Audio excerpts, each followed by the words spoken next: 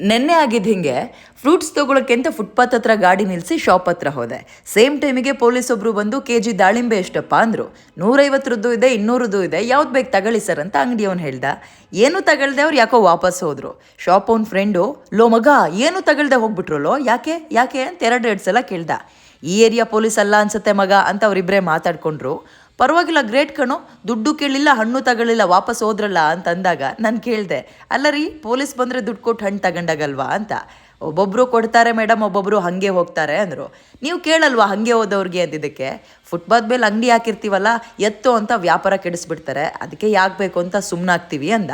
ಈ ನನ್ನ ಮಕ್ಕಳು ಜಾಸ್ತಿ ಆಯಿತು ಕಣೋ ಅಂತ ಅವ್ನ ಫ್ರೆಂಡ್ ಅಂದಾಗ ಶಾಪ್ ಅವ್ನು ಏನಂದ ಗೊತ್ತಾ, ಎಜುಕೇಟೆಡ್ ಬೆಗ್ಗರ್ಸ್ ಮಗ ಅವರೆಲ್ಲ ಅಂದ್ಬಿಡೋದ.